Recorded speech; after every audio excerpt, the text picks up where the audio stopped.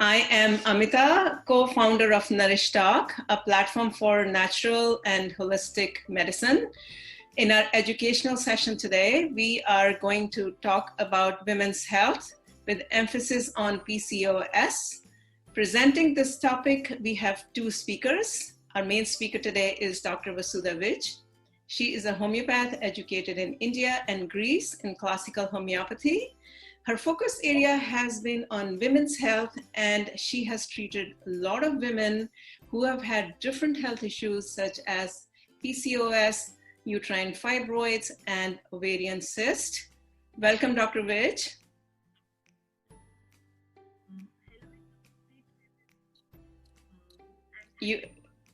Your voice is not coming. Can you speak louder or? It's okay. No. Little bit more. Is it fine now? Yes, we can hear you now. Thank you.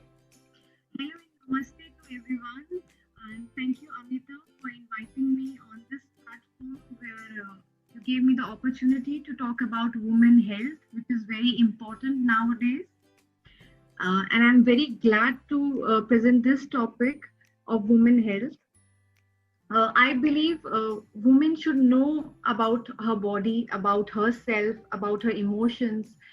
So if there is any imbalance in the body or any imbalance in the mechanism of women health, we should know that how to deal with it. And today I would like to talk about the role and scope of homeopathy in women health. Okay, thank you. And we have our next joining her is Amit Eknath Ji, who is a yoga guru. He's doctor of naturopathy. He's a yoga therapist. Eknath Ji has worked with a lot of Bollywood celebrities like Shilpa Shetty and many others. So we want to welcome Eknath Ji again to our show. Namaste, namaste. So this is a Q&A session. We are going to start with Dr. Vij. She will give a main presentation followed by a small demo from Eknath Ji. So to start, Dr. Vij, can you please give an overview of PCOS?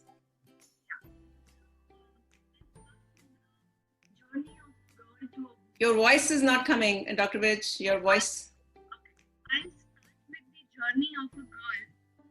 Your voice is not clear. Your voice is not clear. All right. Now it's fine? Yes. Yeah. So I will start with the journey of a girl for women. So, and what are the health issues that a girl and a woman can go through in her life.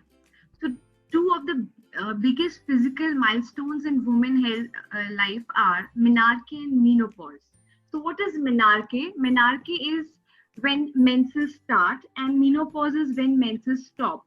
So throughout, what are the things and what are the issues that women can go through is like delayed menses, painful menses, leukorrhea, irregular menses, mood swings, uterine or ovarian cancer, fibroids, PCOS, endometriosis, menopausal symptoms that occur when menses stop, hormonal issues, thyroid problems, etc. But today I would like to emphasize on PCOS. That what is PCOS? PCOS is also known as polycystic ovarian syndrome. This is the disease of an era. So now if you see a lot of women are suffering from PCOS. This is an hormonal disorder causing enlarged ovaries with small cysts on the edges. It is more common in the reproductive age. So the normal mechanism of women is every month one cyst from the ovaries rupture and releases the eggs. That causes ovulation and proper menses. That is the menstrual cycle. But in PCOS, there are multiple cysts and none of them rupture, causing delayed ovulation or no ovulation, which further causes delayed menses and irregular menses.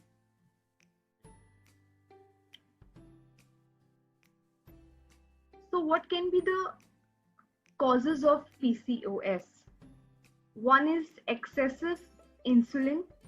Like insulin is the hormone produced in the pancreas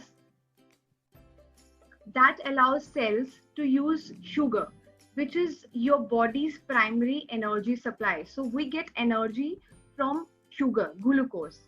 If your cells become resistant to the action of insulin, then your body might produce more insulin. So excess insulin might increase the androgen production. What is androgen? It is a male hormone. So that increases in your body. That causes a difficulty in ovulation. When there is a difficulty in ovulation, then there is a difficulty in menses. There will be delayed menses or no menses or irregular menses.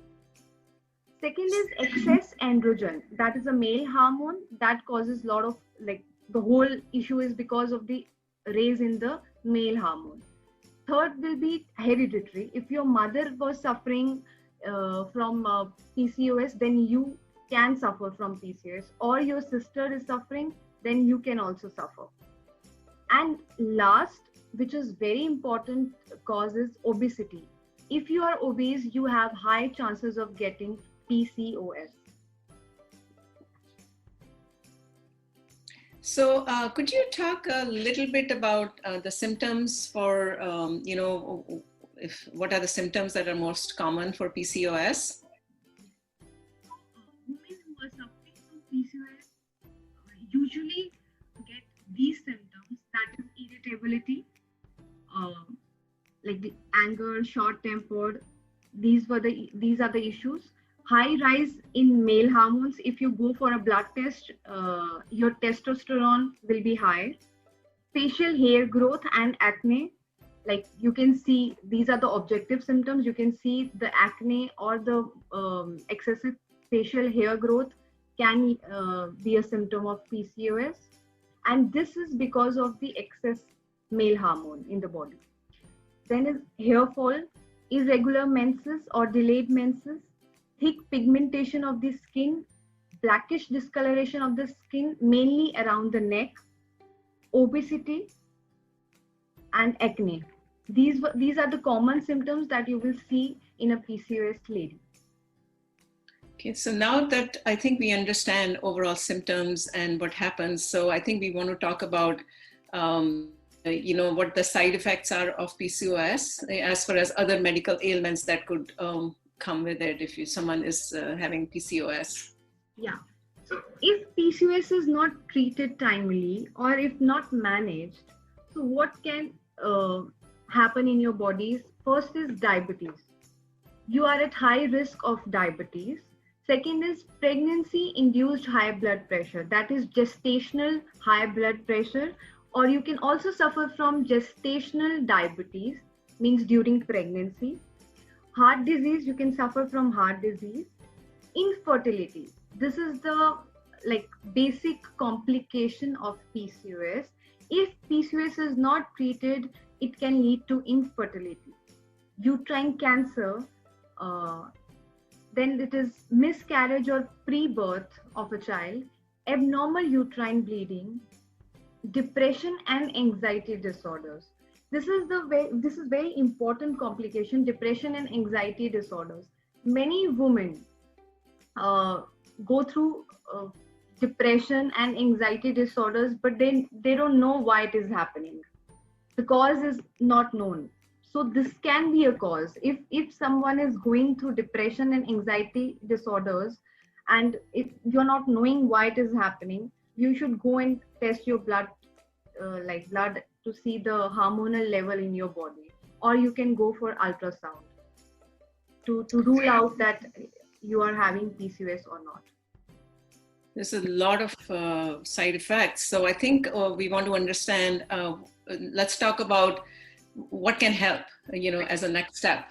So let's please educate our viewers, what are the different possible therapies? Okay, what are the possible therapies? Can you hear the therapies? Okay, so the possible therapies that we can opt for is homeopathy. Then you can take care of your diet. Then you can take care of your exercise, your body by doing exercise, yoga, meditation. So today I'll talk about homeopathy. So how homeopathy can help? Homeopathy can help women with PCOS in a very safe way with no side effects on the body. Because for PCOS, the common treatment given is the progesterone pills for the bleeding or other hormonal pills. But that affects your body. They have adverse effects on your body. But homeopathy has no side effects on your body. Homeopathy is based on similia similibus currenter, which means like cures like. When you have a disease, you have a symptomatology.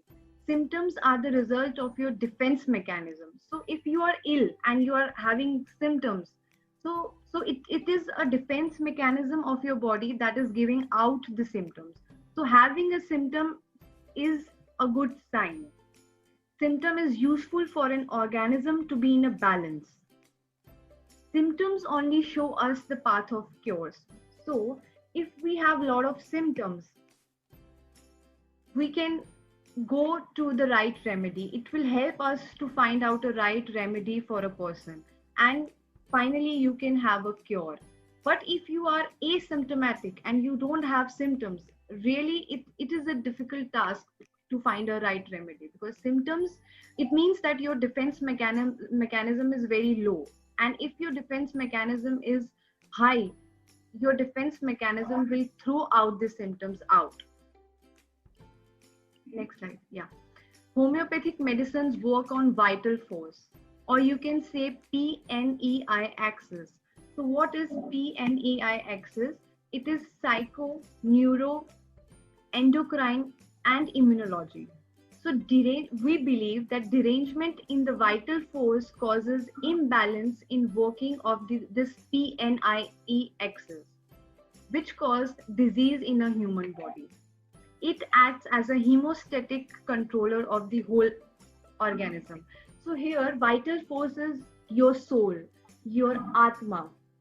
So we believe when your vital force, your soul is diseased or sad or not working properly, then only disease will come in your body. If your mind, your soul is strong, happy, nothing will happen to you. So homeopathy medicines work on this PNEI axis, which is your vital force. Next slide. So symptoms presented by human body is an effort to cure the organism itself.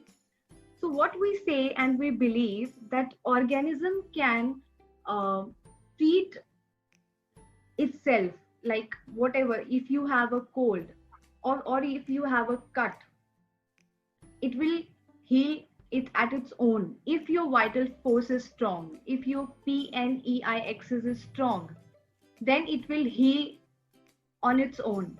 But sometimes we need a push from outside. We need something to support, to make your vital force okay, to make your body okay. And homeopathy works like that only. It provides strength to our system. Homeopathy touches on the energy level to boost your self-defense. So that's, I think, very useful information and overview of homeopathy can help heal someone who's struggling with PCOS. I think to complement what you talked about, the theory part, I think it would help our viewers if you can talk about a couple of your success cases that our viewers can relate to.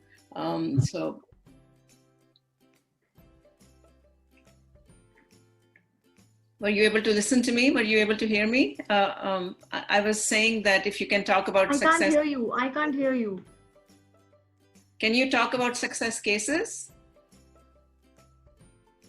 Yeah. Okay.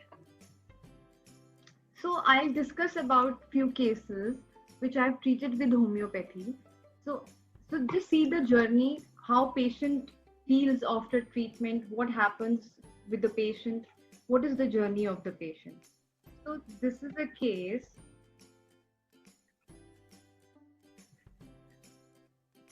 This is a case of PCOS. She already took the treatment with allopathic doctor. She took hormonal pills from 3 months with no relief. She used to have normal white discharge before menses. These are the physical complaints of the patient. She feels weak, sluggish, and wants to lie down all the time and wants to sleep. Feeling of nausea, heat in the body. She feels her body is very weak, but she cannot stay at one place for long. So see, she is very weak, sluggish, want to lie down, but at the same time, she cannot stay at one place for long. Then I asked about the, see, there was one more slide back of this case. No, this is what we have. Oh, sorry. Yeah. Yeah. So the patient was 39 years old, came with a complaint of heavy bleeding. Diagnosis was cyst in the ovaries. Patient came to me on September 18, 2019, and her bleeding started on September 7th, 2019. She had complained about the similar complaint 1.5 years back as well. Bleeding, so the character of bleeding was bleeding of dark color blood and mixed with clots. Her menses from last 1.5 years were prolonged with profuse bleeding. She was suffering from backache also. She complained of headaches and vertigos, with her left side more prominent. Her headache would get aggravated if she lie down. So the symptoms were headache was more on lying down. And tea amylorates, like after drinking tea, she feels better in her headache. Next slide. You talked about, yeah. And then maybe talk about the dreams. She already took the allopathic treatment, but of no use. Then she came to homeopathy. So these were the symptoms. And after this, because I was thinking about a remedy after so many symptoms, then I asked, can you have this tight clothing? She said, no, I cannot tolerate any clothing near her neck. So she was unable to wear some high neck or something which is tight from here. So her dreams were that she very frightful dreams, fearful dreams, and she had dreams of fire, dreams about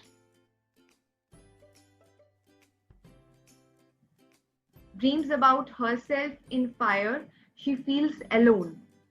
So in the dream, the whole scenario was that there is dream of fire, and she is also in fire, and she feels that she is all alone. Next. So what about her behavior?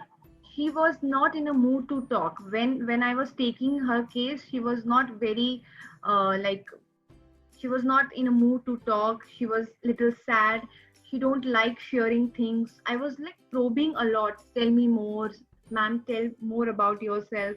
So she said, I don't like sharing my things, and I feel very angry. She feels very insecure and jealous in context to her husband. Like if her husband talks to other women, any woman, she cannot tolerate. Even if he talks to her own sister, she doesn't like it, and she never says sorry to anybody. Like she's very, very egoistic.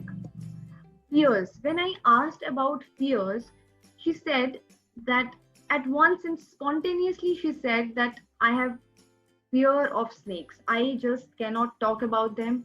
If somebody is talking about them, I cannot listen to it. I can't see them on TV. I can't see a picture of a snake also. This much fear of snake. So till now, you see, in homeopathy, we don't only address the chief complaint of the patient, but we go through the journey, like what are the dreams, what are the sleep patterns, what is the person's personality, what is the nature, what he likes, what he dislikes, what makes him angry. So everything, because we believe emotions are very important in homeopathy. While prescribing, we have to deal with all the things, not only the chief complaint. So A similar homeopathic remedy was given on the basis of these all symptoms that matched patient's mental sphere, physical complaints, and the main complaint of the case. And remedy also covers the hemorrhagic tendency of the patient, because patient was having bleedings. That is the hemorrhagic tendency. So the remedy given was Crotellus horridus. It is a snake remedy. It is made from snake. So all the things were matching with the remedy which we have in homeopathy, which is made from snake. Next. Any So questions? yeah, I think we can just go ahead with the second case. So this is a case second. This is a case of abnormal bleeding in 44 years old female. Came with the complaint of bleeding since 1 month. So continuously 1 month she was having bleeding. She was having progesterone pills already, but bleeding did not stop and she was suffering a lot. And ultrasound report shows bulky uterus with thickened endometrium. She was already operated with left ovary and continued bleeding since 20th April, and she came to me after 1 month. Pain in the abdomen extending to thighs and legs, these were the complaints. Next slide. Emotionally, she is very lively person, but not very communicative, very positive by nature. And while case taking, she was not saying about her hidden grief. But then when I probed a lot, I came to know that she has a very deep grief inside her, that is death of her husband 3 years back. So this was a very hidden grief. She was not telling, and she was not crying also. So she said that she doesn't cry in front of anyone, she cries alone. She cannot be weak in front of others. I cannot show that I'm weak, I'm strong. Physically, she is very health conscious, very responsible. She took responsibility of her whole family when she was 20 years old. Her father died and she took all the responsibility. So this was the case. And remedy that has emotional side of suppressed grief, female complaints, and which is hidden, who doesn't open up and show her emotions, and death of loved one. These were the characteristic in the remedy that I picked up, and I gave a remedy which has very strong suppressed grief. And patient was better in 4-5 days only. Bleeding stopped, and till now, like it's I think 2 months like passed, but there was no bleeding now, like abnormal bleeding. Normal menses are there. Okay, so I don't know if you can hear me, but we would like to understand. Thank you so much, first of all, talking about the success cases, but we want to educate our viewers about the diet suggestions that you might have for PCOS. Yes. So a little bit glimpses I want to talk about the diet part. Diet is very important for PCOS. So what we should eat: high fiber vegetable we should eat, high protein we should eat, anti-inflammatory foods like turmeric, haldi we should eat. Garlic you can add in your diet. Like morning you can have a 1 clove of garlic. Berries are good for PCOS because they are anti-inflammatory fruits. Green leafy vegetables you can add in your diet. And what you should not eat is you should avoid refined carbohydrates such as pastries, white bread, cakes. Avoid sugary drinks, avoid sugar, because if you eat more sugar you have high risk of diabetes. Avoid red meat, which has high risk of developing cardiovascular diseases. So these are the things you can start adding and subtracting in your diet if you are having PCOS. And so let's talk about the significance of yoga and exercise. And then we will go on to Eknathji, Yeah. but from your So side. Yoga and exercise is very important because if you are obese, you have to lose your weight. And it's very difficult to lose the weight if you are having PCOS. So exercise, walking, jogging, cycling, swimming is good for PCOS. Weight reduction may lead to glucose intolerance, which in turn may lead to improvement in reproductive and metabolic derangement and PCOS. So what happens is, if you do more exercise, your weight will get reduced. So your metabolic derangement of PCOS in your body will reduce and it will improve. So exercise shows significant improvement in menses and ovulation also, because main thing is ovulation. If proper ovulation is happening, then menses will be proper. Weight loss can reduce the LH hormone, which reduce the androgen. Androgen again is the male hormone. If it is reduced in your body, then there will be reduce in insulin sensitivity and lipid metabolism. So this whole thing is about the male hormones getting increase in your body. So the yoga and exercise will balance all of this. Okay, thank you so much. We are going to shift to Eknathji. I hope you can hear me, Eknathji. Can you hear me, Eknathji? Yes, Amita, I can hear you. Great, thank you. So I am going to pause my share of slides and over to you for giving us a little bit demo. Namaste to India. And thank you, Dr. Vees. So the viewers, those who are watching, welcome and thanks to all of you to watching us. Dr. Vees, you made my job very easy to talk about yoga, to talk about diet, and especially which you mentioned that this is also a responsible, main cause to make physical, mental, emotional imbalance. Am I right? You mentioned already that. So yoga will help you all the ways. Okay. So I'm not wasting my time. I'm directly connecting to the people, those who are suffering from that PCOS. But I'm going to the root cause and also will give you the remedy for the root cause. Because yoga is that to not only go to the upper level, no. This will go to the root. So I will today give you going to share some practices which is really good to make you free from this disease to all. Not only that one, PCOS. Also the women, those who are suffering from irregular periods, those who are cramping, those who are lower back, those who are really imbalanced in the physical, mental, and the emotional level. So today's practice are really good for them.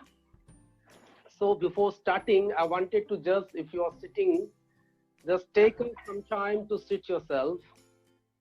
Adjust your legs. You can sit across leg. If you're sitting on the chair, no worries. Bring your whole back, spine, head should be in all line. Both the feet closing to the ground and relax yourself, and both the palms on your knees. And very slowly, softly, gently, your eyes should be closed. And just relax for some time. Become aware that the back, spine, neck, head should be in a one line. And look at your breath. Look at your breath. Nasal passes to the navel region and the navel to the nasal passes.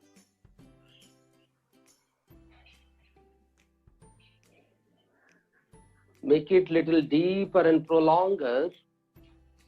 As you breathe out, release the toxins, release all the physical and the mental stress, and try to also release if you are suffering from any type of disease.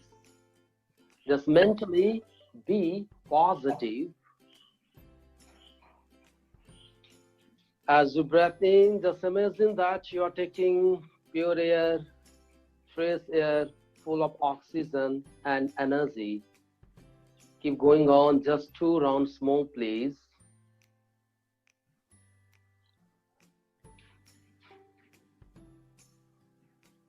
This small practice also beneficial for the physical and the mental balance. It's looking very simple, very easy, but the effect is very, very deeper.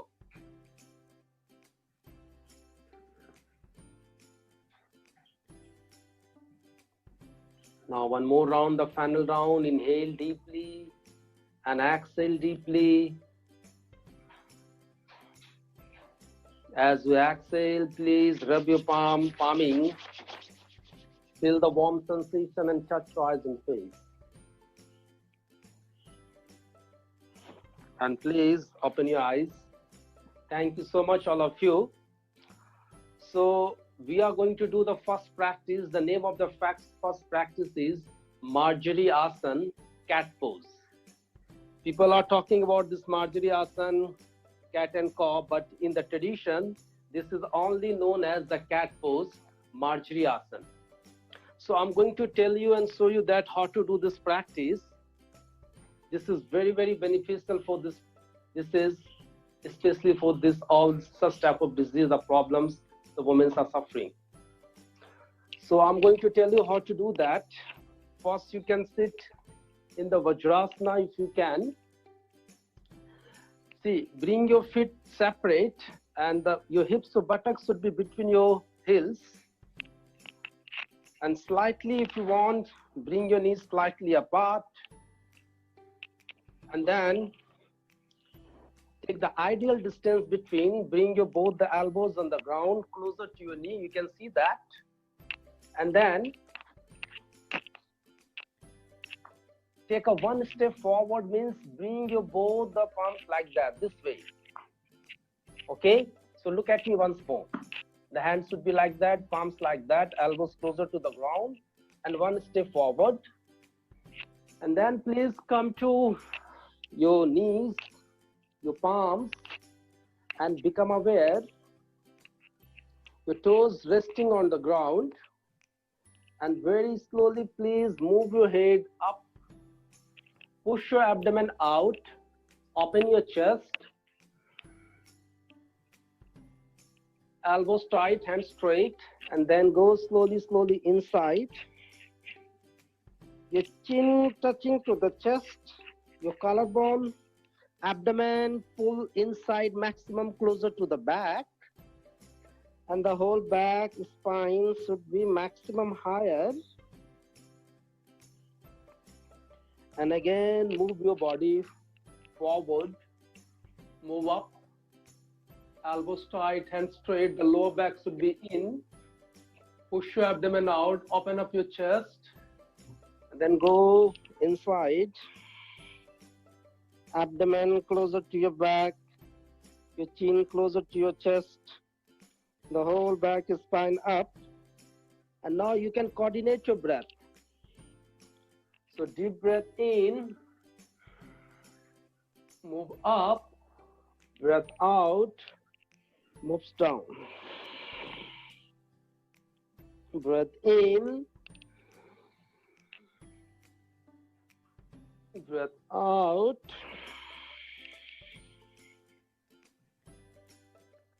Breath in, breath out. One more time. Breath in, breath out. You can also do this practice with your closing eyes. You can also do this practice with the coordination of the breath. And people, those who are suffering from the cervical and the neck pain, should avoid to go inside, okay? And this is excellent practice. Those who are suffering from the lower back, the spinal problem, excellent practice, especially the below of the navel vision area. In Sanskrit, the word we are using, the Sroni Pradesh, the pelvic bone areas. Now I'm coming to the second practice.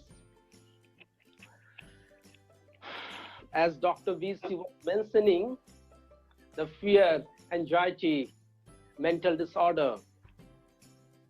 So these are the root, the main cause, according to yoga. As we know that we made up 5 elements, Panch Mahabhuta, the Prithvi, Jal, Agni, Vayu and the Akash. So where is the Prithvi Tattva? Which area is related to the Prithvi Tattva, the trigger point? This is the reason of the perineum reason. So this is the root of the energy. And why don't you first treat that area only?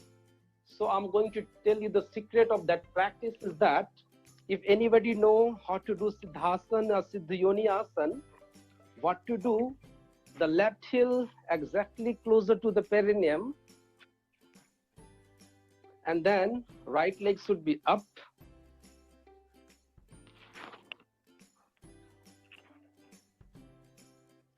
Sit in Siddhyoni Asana, means left heel touching to your perineal and the vaginal area. Or we can say in the more simple language, left heel fixed between your urinary muscles and the anus area. In the female body, this is exactly at the place of the cervix. So once you sit here, your left heel touching to that area to give the little pressure, to make you aware. So I was talking about the Prithvi Tattva, the earth element. Those who are balanced earth element, the personality is very balanced physically, mentally, emotionally, and this is the reason of the fear. If somebody imbalanced there from the Prithvi Tattva, they are the fear personality. So just treat that area, the Mooladhara, the practice name which we are going to do. This is the Moola Bandha practice. So sit in Siddhyoni Asana or Siddhasana. If you can't sit, then simply the one leg, the left heel touching to that area. And then very simply keep your back spine straight. Your eyes should be closed again. Palms resting on your knees. At the Gyan Mudra or Chin Mudra. Relax your breath for some time. Mentally focus that area, the perineal or the vaginal area, the heel is touching that area. You can feel the touch sensation between the heel and that area. Slowly, softly, gently keep going on, breath in and out.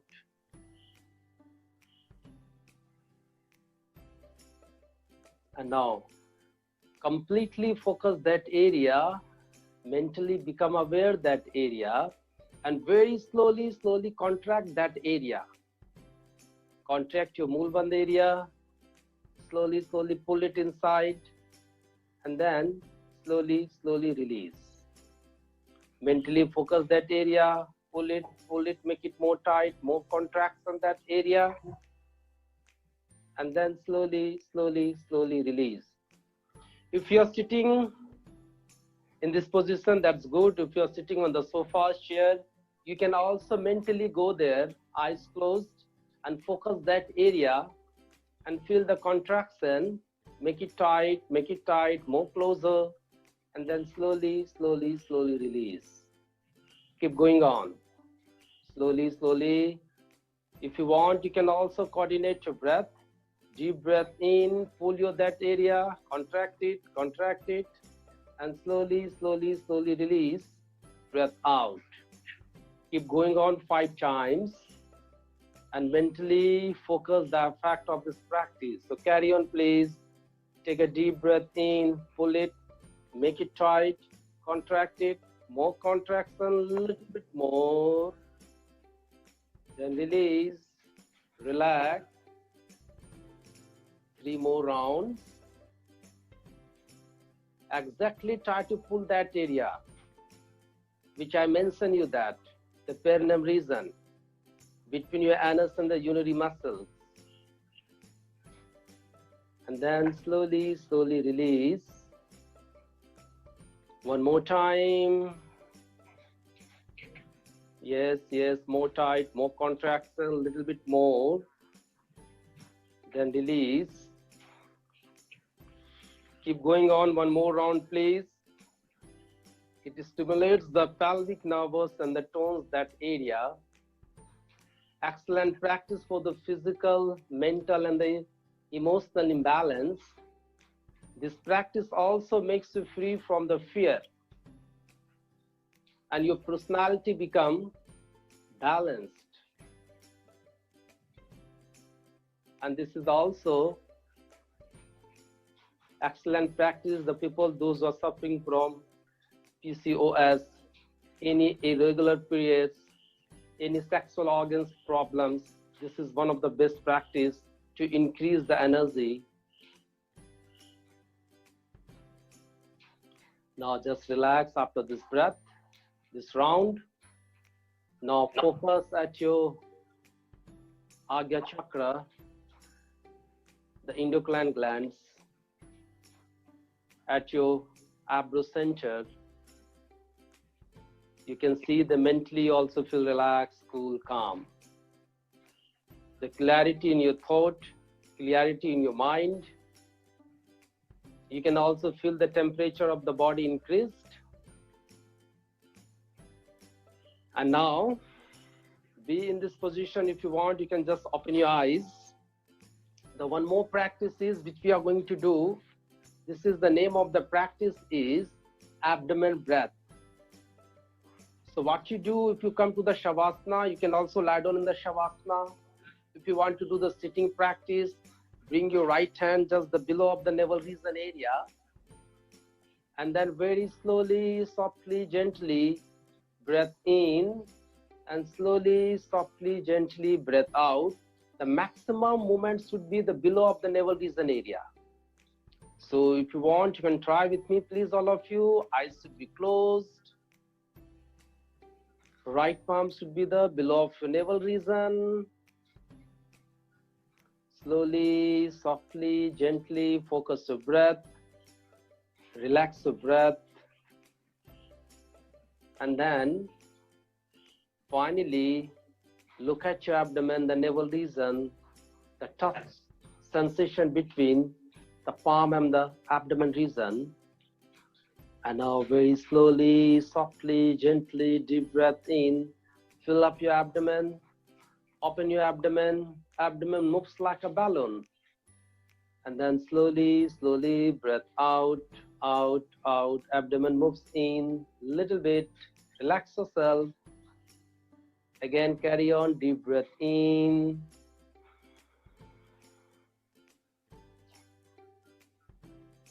Slowly, slowly, breath out.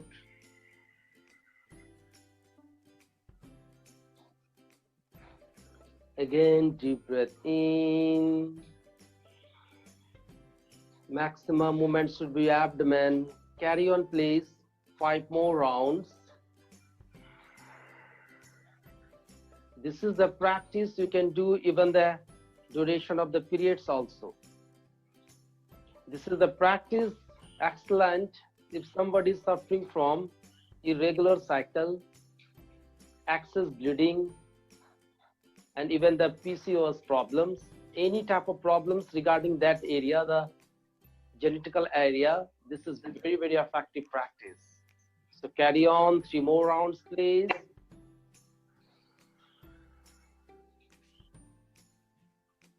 Once you inhale, exhale, this is also massage and toned up all your liver, your kidneys, pancreas, ascending, descending column, and also activating your pelvic region.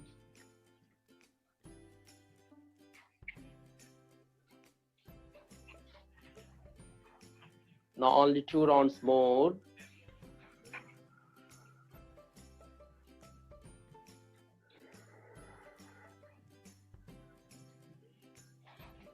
It may be looking very easy to do, but again, I'm telling you, this is a very, very effective practice.